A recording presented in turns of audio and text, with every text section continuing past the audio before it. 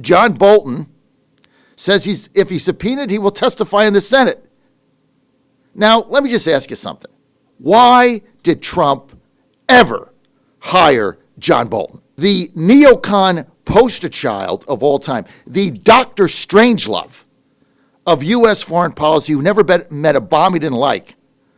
Wasn't it Bolton that screwed the whole Venezuela debacle up? Wasn't it Bolton? Has Bolton made a right decision in 40 years? This guy is incorrigible. He's gotten us into every possible war. He's backed every incursion we've ever had. He's been wrong right down the line on everything. Trump brings him in as NSA director, and now he's going to stab the president in the back and testify if called. Hey, thanks, John. Thanks. Appreciate you.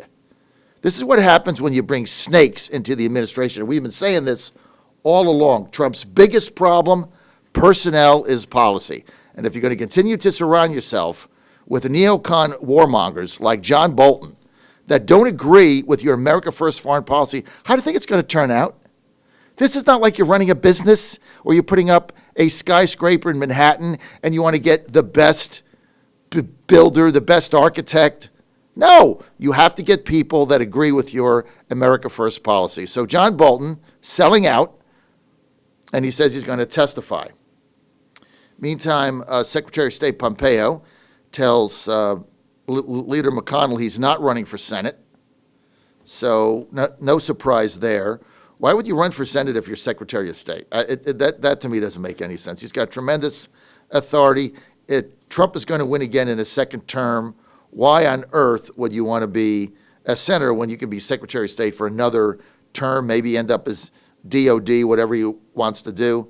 But his decision to skip the race, as reported in the Hill newspaper, crystallized in the day since an American airstrike killed General Soleimani. Now, tensions between the U.S. and Iran are running high, the highest level in decades, so we'll see how that plays out. You're on the John Fredericks Radio Network, 888-480-JOHN. Sean in Newport News, text in. You want to text us, 757-692-1710. Sean says, John Bolton is going to testify only because he didn't get to start a war with someone, so he has to settle for starting a war here in the USA because that's what John Bolton does. He's been trying to start wars for 35 years. It doesn't matter what it is. John Bolton wants to drop bombs someplace. Guy never should have been anywhere near the White House. But look, in his second Trump term, this is the president's number one Achilles heel. The fact that he continues to bring in people that don't support his agenda, that don't believe in America First foreign policy, that don't believe in the America First domestic agenda. He continues to do that. He's not paying attention to the people that have come in. He thinks he's running it like a business and he can just put in people that have experience. You can't do it. In his second term, I'm absolutely convinced President Trump is going to understand personnel is policy. We need people in these positions that actually support his transformational ideology, which is putting America first, period. And every time you hire a John Bolton or a General McMaster of Disguise or a Rob Porter or any of these people that don't buy into what you're doing, this is going to be the result of it. And they're going to turn on you because they don't believe in your agenda.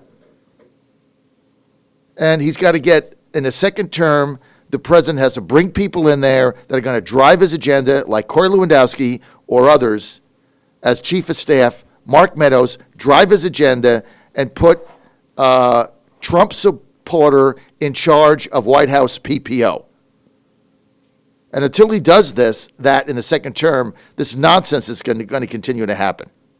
Now, he doesn't have that in his campaign. He has a great campaign.